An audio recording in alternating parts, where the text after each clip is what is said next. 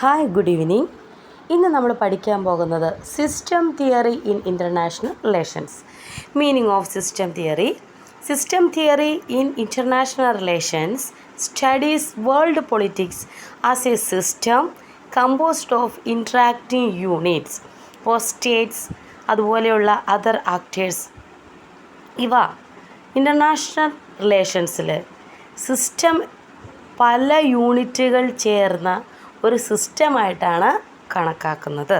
Okay, അതിൽ States, അതിനെ support ചെയ്യുന്ന അതർ ആക്ടേഴ്സ്, ഇതെല്ലാം ഇതിനകത്ത് ഉൾപ്പെടുന്നുണ്ട്.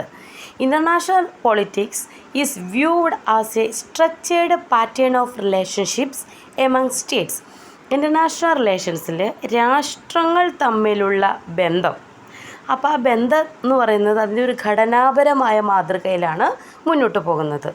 Each states behaviour is influenced by the structure of the international system.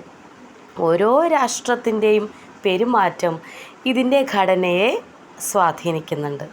The system includes, എന്തൊക്കെയാണ് സിസ്റ്റത്തിലുള്ളത്? Rules, interactions, power distributions and institutions, ഇതെല്ലാം ആ സിസ്റ്റത്തിൽ ഉണ്ട്. അപ്പോൾ സിസ്റ്റം തിയറി എന്താണ് പറയുന്നത്? വേൾഡ് പൊളിറ്റിക്സ് എന്ന് പറയുന്നത്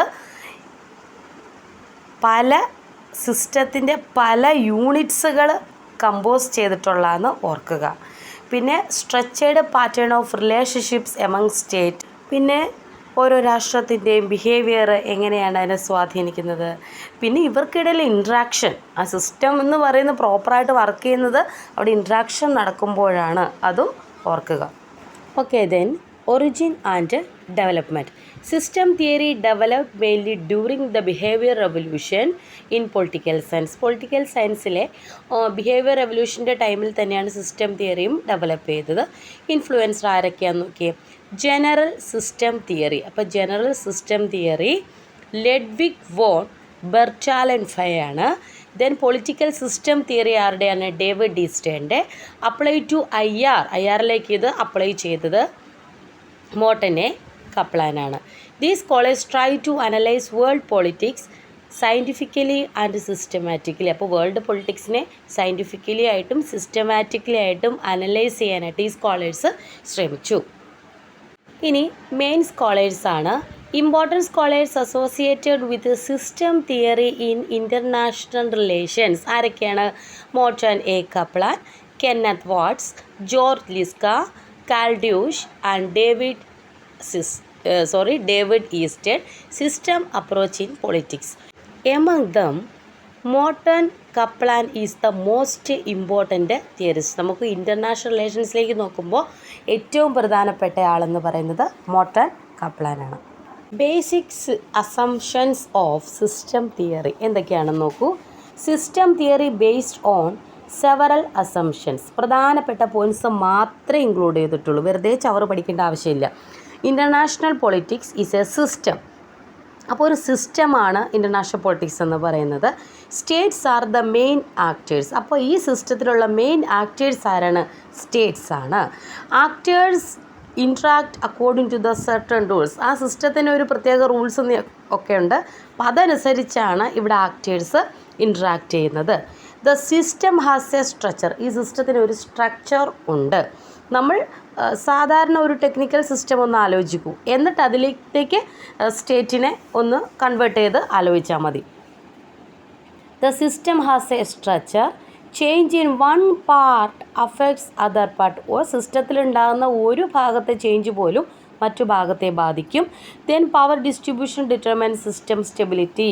സിസ്റ്റത്തിൻ്റെ സ്റ്റെബിലിറ്റി എന്ന് പറയുന്നത് പവർ ഡിസ്ട്രിബ്യൂഷനുമായിട്ട് കണക്ട് ചെയ്തിരിക്കുന്നു, അല്ലെങ്കിൽ അതിനെ ഡിറ്റർമിൻ ചെയ്താണ് ഇരിക്കുന്നത്. അപ്പോൾ ഇതാണ് സിസ്റ്റം തിയറിയെക്കുറിച്ച് പറയാനുള്ളത്. ഈ ഒരു 6 പോയിൻ്റ് നമ്മൾ ഒത്തിരി നീട്ടി വലിച്ചെഴുതുമ്പോഴാണ് നമ്മുടെ പണ്ടത്തെ എസ്സേ ആവുന്ന ആലോചിക്കുക. അപ്പോൾ ഇത് മാത്രം മെയിൻ പോയിൻറ്റ്സ് ആണ്. Elements of international system. എന്തൊക്കെയാണ് ഇൻ്റർനാഷണൽ സിസ്റ്റത്തിലെ elements? And international system consist of several components. ഒന്നാമത്തത് യൂണിറ്റ്സ്. ഇവരാണ് പ്രധാനപ്പെട്ട ആക്ടേഴ്സ് എന്ന് പറയുന്നത്. ആക്ടേഴ്സ് പാർട്ടിസിപ്പേറ്റിംഗ് ഇൻ്റർനാഷണൽ പൊളിറ്റിക്സിൽ പാർട്ടിസിപ്പേറ്റ് ചെയ്യുന്ന പ്രധാനപ്പെട്ട ആക്ടേഴ്സിനെ കുറിച്ചാണ് പറയുന്നത്. ആരൊക്കെയാണ്? നേഷൻ സ്റ്റേറ്റ്സ് ഉണ്ട്, അതുപോലെ ഇൻ്റർനാഷണൽ ഓർഗനൈസേഷൻ പാർട്ടിസിപ്പൻ്റ് ആണ്. Then multinational corporations, then non state actors. ഇതൊക്കെ ആക്ടേഴ്സ് അഥവാ യൂണിറ്റ്സിൽ വരുന്നവരാണ്. Next സ്ട്രക്ചറാണ്.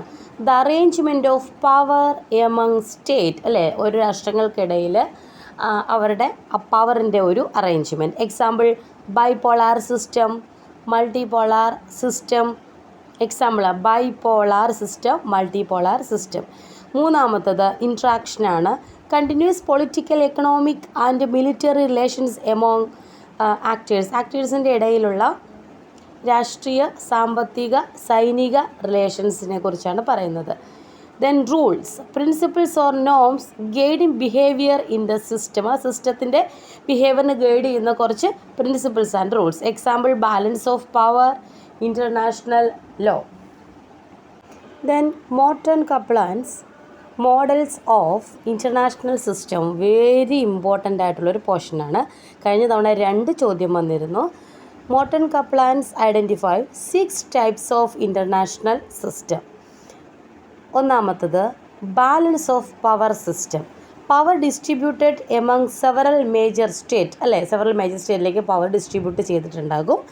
States form alliances to prevent dominance, അല്ലേ. അപ്പോൾ ഈ രാജ്യങ്ങളുടെ ഒരു ഡോമിനൻസി പ്രിവെൻറ്റ് ചെയ്യാനായിട്ട് രാജ്യങ്ങൾ എന്ത് ചെയ്യുന്നു, അവരുമായിട്ടുള്ള അലയൻസ് ഫോം ചെയ്യുന്നു. Example European politics before world war first. World war ഫസ്റ്റിന് മുമ്പുള്ള യൂറോപ്യൻ പൊളിറ്റിക്സ് എക്സാമ്പിൾ പറയുന്നുണ്ട്. ദെൻ ഫീച്ചേഴ്സ് എന്തൊക്കെയാണ്? ഫ്ലെക്സിബിൾ ആയിട്ടുള്ള അലയൻസസും പ്രിവെൻഷൻ ഓഫ് ഹെജിമോണിക് പവർ, അല്ലേ. ഓക്കെ, അടുത്തത് ലൂസ് ബൈപോളാർ സിസ്റ്റമാണ്. 2 major blocs exist but alliances were not rigid. Example early cold war period. എന്തൊക്കെയാണ് അതിൻ്റെ സവിശേഷതകൾ? 2 മേജർ പവേഴ്സ് ഉണ്ടാവും. ഏതൊക്കെയായിരുന്നു ഉണ്ടായിരുന്നത്? USA, USSR. സം ന്യൂട്രൽ സ്റ്റേറ്റ്സും 2 മേജർ പവേഴ്സുമാണ്. ഇതൊന്നും എക്സ്പ്ലെയിൻ ചെയ്യേണ്ട ആവശ്യമേ ഇല്ല. എന്താണെന്ന കണ്ടൻറ്റ് മാത്രം മനസ്സിലാക്കിയാൽ മതി. ബൈപോളാർ 2 ധ്രുവങ്ങളുണ്ടെന്ന് ഓർക്കുക, അമേരിക്കയുടെ USSRൻ്റെ. മൂന്നാമത്തത് tight bipolar system. 2 super powers dominate the world and alliances R rigid. അപ്പോൾ 2 സൂപ്പർ പവേഴ്സ് ഇവിടെ ഡോമിനേറ്റ് ചെയ്യുകയാണ്, പക്ഷേ അലയൻസസ് ഒക്കെ റിജിഡ് ആയിരിക്കും. എക്സാമ്പിൾ പറയുകയാണെങ്കിൽ കോൾഡ് വാർ പീരീഡിൽ USA വേഴ്സസ് USSR. ക്യാരക്ടറിസ്റ്റിക്സ് എന്തൊക്കെയാണ്? Strong block discipline, then limited neutrality. Then last hierarchical system. 1 dominant authority control system. ഇവിടെ ഇത്രയും നേരം പറഞ്ഞതുപോലെയല്ല, ഒരു ഡോമിനൻറ്റ് അതോറിറ്റിയാണ് സിസ്റ്റത്തെ കൺട്രോൾ ചെയ്യുന്നത്. Example world government. എന്തൊക്കെയാണ് സവിശേഷത? സെൻട്രലൈസ്ഡ് അതോറിറ്റി ആയിരിക്കും. Then state subordinate to central power. ആറാമത്തത് unit veto system. Unit veto സിസ്റ്റത്തിൽ each state has powerful military capability, അല്ലേ. ഓരോ രാജ്യത്തിനും അവരുടേതായിട്ടുള്ള ഒരു മിലിറ്ററി കേപ്പബിലിറ്റി ഉണ്ടാവും, വളരെ പവർഫുള്ളായത്. ദെൻ ക്യാരക്ടറിസ്റ്റിക്സ് എന്തൊക്കെയാണെന്ന് നോക്കൂ. Any state can destroy another, അല്ലേ. ഏത് രാജ്യത്തെ വേണമെങ്കിലും മറ്റൊരു രാജ്യത്തെ ആക്രമിക്കാനോ അതുപോലെ നശിപ്പിക്കാനോ സാധിക്കും. Balance through deterrence. എക്സാമ്പിളാണ് ന്യൂക്ലിയർ ഏജ് പൊളിറ്റിക്സ്. ഇനി എന്തൊക്കെയാണ് ഇൻ്റർനാഷണൽ സിസ്റ്റത്തിൻ്റെ സവിശേഷതകൾ? ഒന്നാമത്തത് ഇൻ്റർ ഡിപ്പെൻഡൻസ് എമംഗ് സ്റ്റേറ്റ്, അല്ലേ. സ്റ്റേറ്റ്സിൻ്റെ ഇടയിലുള്ള ഇൻ്റർ ഡിപ്പെൻഡൻസ്. ദെൻ സ്ട്രക്ചേർഡ് ആയിട്ടുള്ള റിലേഷൻഷിപ്പ്, കണ്ടിന്യൂസ് ആയിട്ടുള്ള interaction. Then power distribution. Then dynamic and changing nature. അപ്പോൾ ഇതാണ് ഇൻ്റർനാഷണൽ സിസ്റ്റത്തിൻ്റെ സവിശേഷതകൾ. ഇനി അടുത്തത് importance of system theory. Understand global political structure, അല്ലേ. ഗ്ലോബൽ പൊളിറ്റിക്കൽ സ്ട്രക്ചറിനെ കുറിച്ച് മനസ്സിലാക്കാൻ. Then it analyse the patterns of international ബിഹേവിയേഴ്സിൻ്റെ പാറ്റേൺസ് അനലൈസ് ചെയ്യാൻ. Explain stability and change in the world പൊളിറ്റിക്സിലുണ്ടാകുന്ന ചേഞ്ചും സ്റ്റെബിലിറ്റിയെ എക്സ്പ്ലെയിൻ ചെയ്യാൻ. Study interaction among state scientifically. ഓരോ രാഷ്ട്രങ്ങൾക്കിടയിലുണ്ടാകുന്ന ഇൻട്രാക്ഷൻസ് ശാസ്ത്രീയമായി സ്റ്റഡി ചെയ്യാൻ. കമ്പയർ ഡിഫറെൻറ്റ് ഇൻ്റർനാഷണൽ സിസ്റ്റം, അല്ലേ. വ്യത്യസ്തമായിട്ടുള്ള ഇൻ്റർനാഷണൽ സിസ്റ്റത്തെ കമ്പയർ ചെയ്ത് പഠിക്കാൻ. ഇതിനൊക്കെ നമുക്ക് സിസ്റ്റം തിയറി ആവശ്യമാണ്. ഇനി advantages of system theory. Provides scientific framework four studying IR. then helps analyze global political patterns, explain power relations among states, useful of comparative analysis of international system. ഇതൊക്കെ just ഒന്ന് വായിച്ച് വിട്ടാൽ മതി കേട്ടോ. Next, Kenneth Waltz and structural system theory. Kenneth Waltz further developed system theory in his book theory of international politics 1979. Date ചോദിക്കാറുണ്ട്, match the following ആയിട്ട്. അതുപോലെ തന്നെ ടെക്സ്റ്റിൻ്റെ പേര്, ആരാണ് എഴുതിയത്, എന്തൊക്കെയാണ് അതിനകത്ത് കീ ഐഡിയാസ്. ഇൻ്റർനാഷണൽ സിസ്റ്റം എന്ന് പറയുന്നത് ഇറ്റ് ഈസ് അനാർക്കിക് ആണ് അദ്ദേഹത്തിൻ്റെ അഭിപ്രായത്തിൽ. Structure determined by distribution of capabilities, അല്ലെ, കേപ്പബിലിറ്റീസ് അനുസരിച്ചാണ് സ്ട്രക്ചർ ഡിറ്റർമൈൻ ചെയ്യുന്നത് പറയുന്നുണ്ട്. States behave according to system constraints. This approach is called structural realism അഥവാ നിയോ റിയലിസം. അപ്പോൾ കെന്നത്ത് വാട്ട്സിൻ്റെയാണ് structure realism, neo realism. Then ആ ബുക്കിൻ്റെ പേരും കൂടി ഓർക്കുക. Okay, thank you very much. Class ഇഷ്ടപ്പെട്ടിട്ടേ കാണുമ്പോൾ ഒന്ന് ലൈക്ക് ചെയ്യണേ, പിന്നെ അടുത്ത ക്ലാസ്സിന് വേണ്ടി ഒന്ന് സബ്സ്ക്രൈബും ചെയ്യണം. Thank you.